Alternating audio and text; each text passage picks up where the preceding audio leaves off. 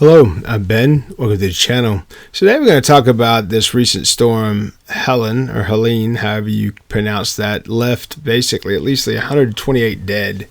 And at one point, up to 600 people were still missing. And when you're looking for survivors in a place like this, the issue with tropical storms, this one specifically, and hurricanes, dumped a ton of rain. Like within just a few days, the rain that they saw in that section of the country was absolutely massive. So places that haven't flooded greatly. And Western North Carolina and Tennessee, in my mind, is one of the most beautiful places in this country. I used to spend quite a bit of time up there when I was in college. I dated a young lady who went to Western North Carolina, which is right in the middle of the area that was destroyed up there. And what was great about those drives is you're in this picturesque place. These mountains are absolutely beautiful. Populations aren't that great in that area, but the devastation from this storm was significant in the fact that they didn't have the right amount of supplies. Nobody knew how bad this was going to be. And when you look into some of these counties like North Carolina's 56 deaths happened very far inland. In Buncombe County, at least 40 people were killed. The county manager said, this is right outside, well actually it does include Asheville, which is a very beautiful historic city in Western North Carolina, and a very populated city. And when you look at the pictures that came after the storm, the city in many parts was completely flooded. Basically, the water was as high as the rooftop level on a standard car, is what you're looking at. And it's saying, as the water retreats, we are seeing just piles of people's houses that were destroyed, buildings that were destroyed, cars overturned. And this is from the mayor of Asheville. The power lines look like spaghetti, and it's hard to describe what this chaos looks like. So there's been a lot of misinformation over the last weekend on the government, on federal help, what reserves were sent there. 128 people were dead, and people are struggling with the levels of the flood water that remained. This article I'm looking at now looks like it was written on September 30th, so this was 8 days ago. So you do know now that the water has resided a great bit. Not enough resources to reach everyone. So I always say, and that's one of the reasons I'm doing this video, is I always say things like, no one's coming to save you. Okay, so when you live in a place, this was unprecedented in the last century and a half in North Carolina and Tennessee. Now, 35 years ago, there was a massive storm that came through and destroyed things. And Tennessee and North Carolina were impacted by both Hugo and Andrew. And at the time of Andrew, I was actually at North Carolina State, which is not in western North Carolina. It's more of central North Carolina, about 3.5 hours inland from the coastline. There was a tree there on North Carolina State's campus that was 300 to 500 years old. And it had been through many, many storms.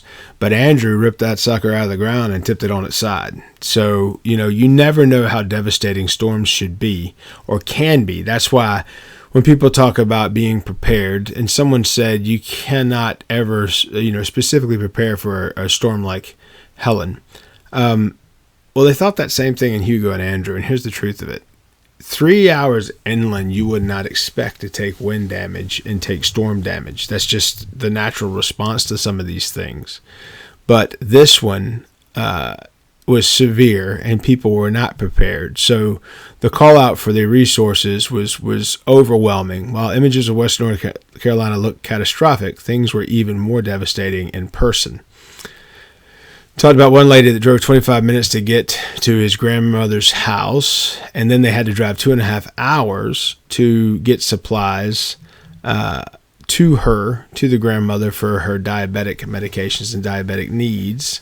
They noticed the neighbor's driveway was gone. This was one couple that went in to see a grandmother and found out that people were missing. And when you read through all of these items, a lot were not expecting power for a really long time. People in South Carolina, 6 hours to 8 hours away from where this impacted, were actually without power for 6 and 7 days. Like just getting power back yesterday and the day before. Being from down there, I have a lot of family and friends that live there that have told me about this. I have a brother that lives down in Florida, and now it looks like there's another tropical storm that's going to turn into a hurricane and head that way. We're not expecting power for a really long time. I don't think anyone expected this to happen because we don't have stuff like this in Asheville. That's what the Asheville mayor acknowledged. She didn't know how long it would take to restore electricity. This is an unprecedented catastrophic event, so we cannot yet estimate how long it would take to restore everyone's power. President Joe Biden will visit some of the hardest hit areas later this week, and this was last week, but would not disrupt or didn't plan to disrupt any emergency response operations.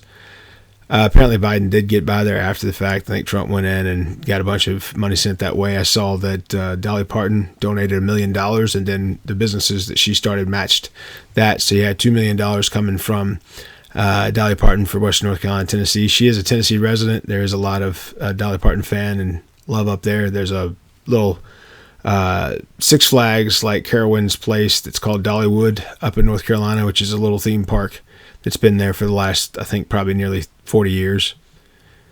In Asheville, it says strangers step up to deliver water, diapers, and other supplies to neighbors in need, including families with infants. Helene's destruction is the most devastating thing I've ever seen in our whole city, says Michelle Coleman, the executive director of Asheville Dream Center. Our prayer is that people are just not losing hope because our community is coming together. Asheville is a strong community, Coleman said. Gary Odell, a disabled Vietnam veteran, epitomized that generosity by sharing his oxygen in his oxygen tank with his neighbor. You don't realize how important oxygen is until you don't have it, says Odell, who suffers from lung cancer, but he did not hesitate to give up some of his vital supply to his next-door neighbor in need who ran out of oxygen. He's in worse shape than I am, said this gentleman with cancer. That's unbelievable. So here's the point I want to make about this, and this is why I'm making this video. I heard someone say you can't possibly prepare for a storm like this. Here's my response to that.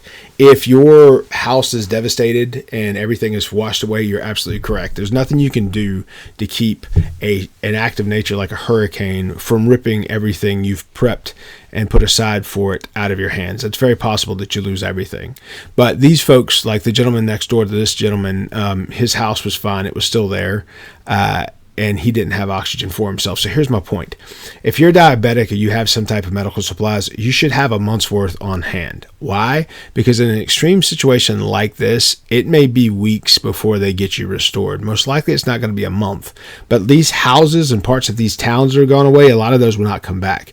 If you look at Katrina and what Katrina did down in the Gulf, to New Orleans and the parishes around it, many of those parishes were never brought back. So that means houses and people that lived there for generations, some of which upwards of 100 years, those people did not go back home. So in that situation, those places were torn apart and torn away, and they're gone forever. And all the preps or anything people could have put together in that situation did not last. Katrina, after that, the aftermath lasted months. People were living in New Orleans, and that area is specifically relevant because it's below sea level.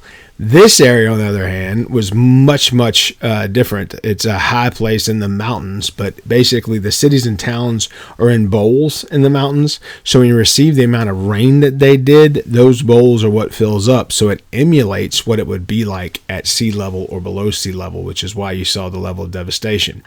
Then if dams break around rivers, that pours all that extra water out that people have been storing for one purpose or the other, and then getting out of that is staggering. The amount of rain that came impeded a lot of efforts. It said the amounts of rain include 12 to 14 inches in South Carolina, 12 to 16 inches in Florida, and 12 to 14 inches in Georgia, said King Graham, the director of National Weather Service. Much of the area affected by Helene could see showers Monday. This was last Monday. Most of the showers are expected to be light, but the rainfall could exacerbate the flooding and hamper aid and recovery efforts. About 90 river gauges across Helene's path are still at some sort of flood stage, with around 20 gauges at moderate major flood stage. So this is a week later, but that shows you how devastating that was and how many cities and states that did impact. But there's a lot of misinformation going around on the internet. When I look at the stuff like this, I'm looking at the date. This one today was from October the 4th, and most of the waters have receded at this point. And there's a pretty amazing picture here too that I will put as the thumbnail. But the issue around prepping. So we've looked at prepping often as if it's a bad word. prepping in my mind is for this type of stuff. It's not for stuff like what we say. It's not for things like what's considered end of the world type items in my mind. In my mind, prepping is for stuff exactly like this.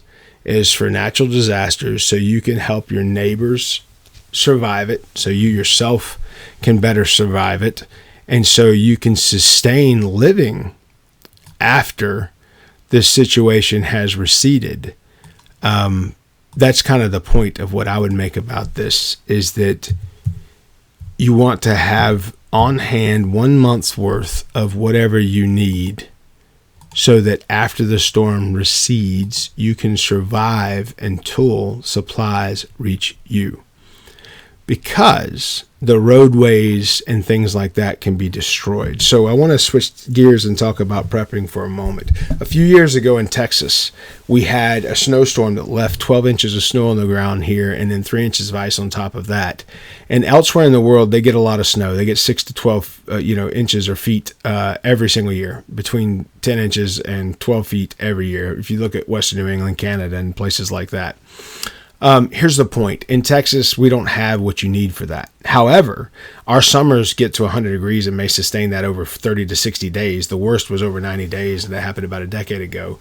But the reason I'm saying these things is for different sections of the country, there are things that are increasingly formidable based on what your region and locality's supply has on hand to fight what happens there. So, for example, in Texas, we didn't have salt. So when we got that amount of snow and everything, and what was crazy about it, that lasted for about 4 or 5 days, almost a week, a full week where people missed work for a week and everything else. The day after the snow melted, it was 80 degrees and all this salt and stuff started to arrive locally as aid support, which was useless at that point because now the snow was gone and we haven't seen snow like that since.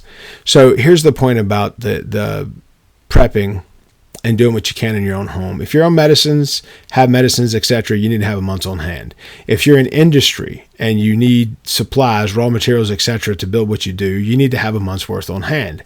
By doing that, when supply chains come back, we can recover in America greatly because we're such a big country that if one section of the country gets just destroyed, all the other sections around that section can then help it get back on its feet.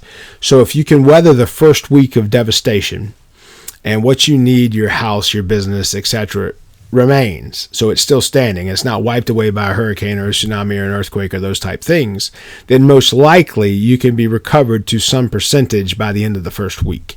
So now when you look at Helen and you look at their damage and all that, especially around the Shenandoah River, they had pictures of that taken in Asheville on October 3rd, and I'm used that as the thumbnail.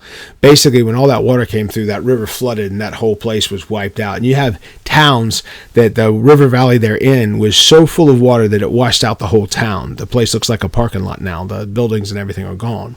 Of course, in those instances, there's nothing you can do. But in the ones that are farther out and did survive, if you have enough stuff prepped for a month, then most likely you can survive the situation. You might not get power, you might not get fresh drinking water, those type things for weeks. And what's worse about North Carolina,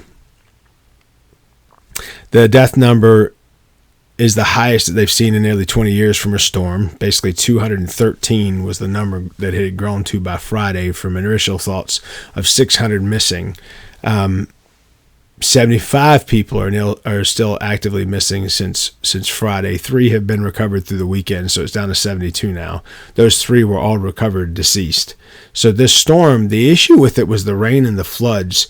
Flooding doesn't play around, okay? And in this section of America, when the floods happened, the water, it comes so fast that it washes out the homes and everything else around it too, those flash floods. So if you're in a floodplain, you need to pay attention to that. You need to understand what that means. And honestly, from this storm, if I were to build in North Carolina, I would look at the damage that this storm did, and I would not build below the flood line of this storm, because this has been the unprecedented storm of the last 2 centuries. If that's the case, then we need to, my mind goes to thinking of being above these flood levels, whatever that is. So there's one that says there was a father missing, and their place was about 1,700 feet above sea level. And the rain was so heavy that it drenched that whole area and caused flooding, which washed away much of their town here. So there's a lot of false information going around about FEMA and the federal response to the storm. I will say this. There were several news messages that got out that basically was saying that FEMA said we couldn't help because we spent $1 billion on illegal immigrants in the last 6 months. It came back to say that that wasn't something that was released, but the truth of the story is that they did spend that much money on illegals. So there was a delay in getting help to American citizens in Tennessee, South Carolina, North Carolina, Georgia, and Florida that were impacted by this storm. The majority of the worst situation being in Tennessee and Western North Carolina. And the overwhelming response to this is how many people the flooding swept away. There's one plastics facility that said 11 employees were swept away from work where they were working, and 4 were missing at this point, and 2 were confirmed dead. So they're starting to find these people dead. That's the point about flooding, guys, is these people were working in their town, and it was normal to work there. You're 1,600 feet above sea level. You don't think that water from a hurricane would kill you. But these rainwaters created situations where everything was flooded and flash floods happened. Rivers and dams failed, and it washed people out of their places of employment and washed them out of their homes because water was 11 to 14 feet above the highest level it had reached before. Then it talks about McDowell County in North Carolina. Basically, people had tried to seek refuge in other homes, and this is something that is unprecedented in North Carolina. Mudslides from the amount of rain started devastating homes and taking homes out. 309 individuals were missing in the counties, in McDowell County specifically, because of mudslides. And this was the one that I've gotten updates on over the weekend, that several people have been found all deceased. And it just goes on and on, guys. This reporting on this, I hate to say it, but when you have mudslides, you have unprecedented floodplains and all that. The death toll is probably going to climb until all those people are accounted for. It says that the White House has sent 1,000 soldiers to that area to assist. National Guard, 190 dead from this, 600 people unaccounted for, and here we are a week later, and it's still that bad. So hopes and prayers go to North Carolina and to Tennessee. This is a brutal, awful storm. When you have a country as big as ours, it's incredible that one section of the country can be so devastated and everything else just go on as normal. But that's the one thing I would say about this, is the federal government did fail to get a lot of money to these places. There's not going to be a lot of support for many of these places. I would call out, Louisiana, based on how that hurricane went with Katrina. The number of people that are missing here, it represents that. It kind of resembles that a little bit. This was a much different situation, though. People were far, far north of the ocean line, whereas Louisiana was below sea level. So something to think about when it comes from a prepping standpoint. Have a month's worth on hand. Have a plan in place, and think about things based on what's happened there before. We use the word unprecedented three or four times in this video. The truth of the fact is this had happened there once before in the last 85 years. And we don't study history. We forget our history very quick. So I look at where I live in Texas. Out here, you're most likely to be impacted by tornadoes. And, the ice storm I mentioned was the worst storm we had in my history, being where I live. But if you look back in prior histories, storms did impact this area and have severe weather because of that too. So there's another storm bubbling up in the Gulf now, so it'll be interesting to see how this next month goes. But, if you can send help to Western North Carolina and Tennessee, do what you can. Those people are going through it right now. And like the Bible says, give when you can give. And this seems like a pretty good time to do that. If you like subject matter such as this, please like, please subscribe. I'm Ben. Be good.